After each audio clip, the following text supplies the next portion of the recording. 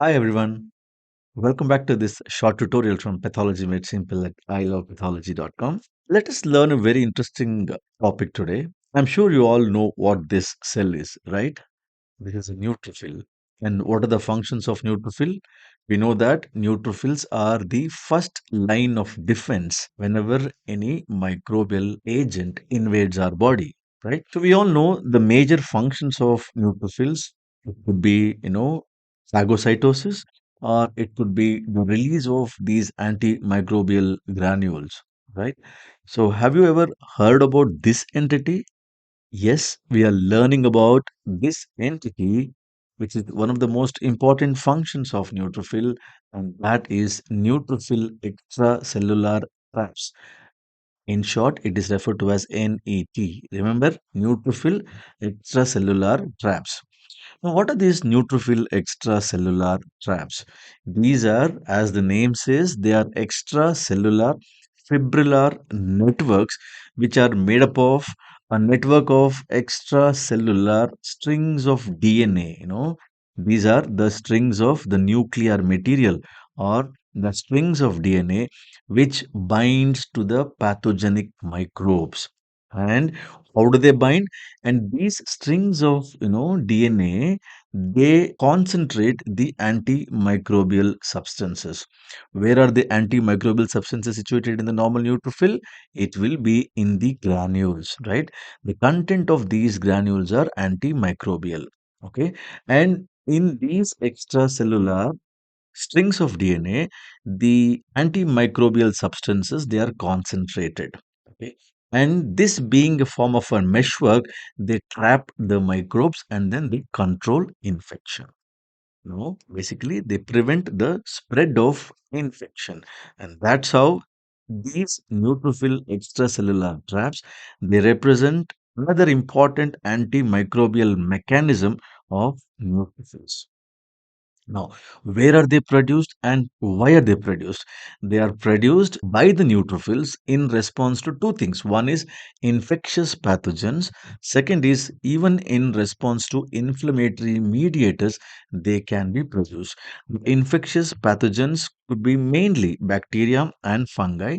Inflammatory mediators include chemokines, cytokines, predominantly or mainly interferons or complement proteins and reactive oxygen species. Now, what does the extracellular traps made up of? As we all know, I told you this consists of a viscous meshwork of nuclear chromatin. Okay, so the nuclear chromatin forms a meshwork. They bind and concentrate the antimicrobial peptides and enzymes in the neutrophils within the granules. You have these antimicrobial peptides, and that is also released along with this meshwork, and they concentrate. And basically, this concentrate of the granular content as well as the extracellular nuclear material forms a mesh, and that is neutrophil extracellular trap. Let us try to understand the pathogenesis, how the neutrophil extracellular traps are formed. Consider there is an inflammation or an infection. What it does to the neutrophil is that the infection or the inflammation, they trigger the reactive oxygen species burst inside the neutrophil, and this triggering of the reactive oxygen species results in activation of arginine deaminase. What does this enzyme do? It converts arginine residues which are on the tails of the histone, okay, into citrulline, and this process is called as citrullination. Now, what does citrullination do? It basically neutralizes some of the positive charge on the nuclear material, which results in weakening of the histone and the DNA binding. Because of weakening of this histone DNA binding, it results in chromatin decondensation. The condensed chromatin now is decondensed, it loosens up, and by doing so, the nuclei swells. Okay, this is one way the nuclei swell. Also important to note that the azerophilic granules, now because of the swelling of the nuclei, because of the swollen nuclei, it becomes more permeable to these azerophilic granules, and the granules go inside the nuclear material and they further loosen the strand. Because of further loosening of the strand, the nuclei swells even more, resulting in the rupture or disruption of the nuclear membrane. And once the nuclear membrane ruptures, the decondensed chromatin is now in the cytoplasm, and now the cytoskeleton is damaged. Now it weakens the cytoskeleton, resulting in cell membrane rupture. Initially it was the nuclear membrane rupture, and now it is the cell membrane rupture. Now what happens when the cell membrane ruptures? There is release of this chromatin in outside of the cell. That's what we call it as extracellular release of chromatin. And remember, these are decorated with the granule proteins. Where were the granules? The granules were in the cytoplasm. Okay. Along with the chromatin, which is coming out of the cell, even the granular proteins also get attached to these, extracellular chromatin, and they form a sticky extracellular web.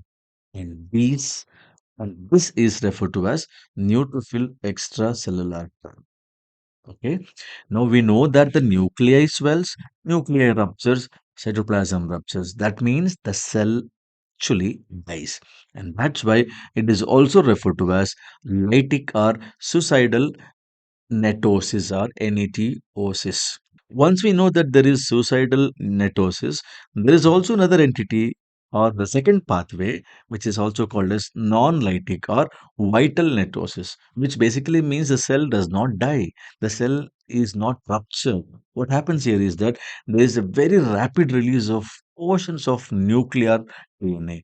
Predominantly, it is the mitochondrial DNA which is released rapidly, and most importantly, it does not require reactive oxygen species generation. And we know that the cell do not die here. That's why it's called vital NETosis. Okay. How it is induced? They are induced by the activated platelets.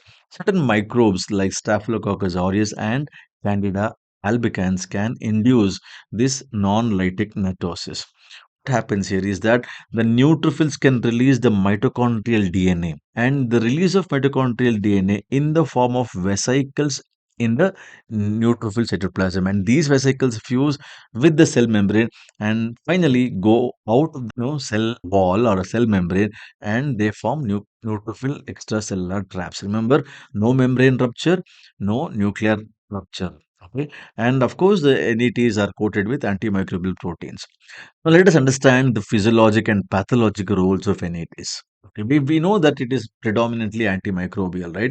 Let us see what is the pathological and the physiological role. The first and the foremost important thing is that we see a lot of these neutrophil extracellular traps in the bloodstream in cases of patients with sepsis. So basically, it means to say that there is widespread neutrophil activation during sepsis, and that is evident by identification of these NETs in the bloodstream. Second one, host defense. This is what we studied, right? They provide high local concentration of antimicrobial enzymes. What are those antimicrobial enzymes? They are myeloperoxidase, defensins, and proteases, which are bound to these extracellular chromatin-like material.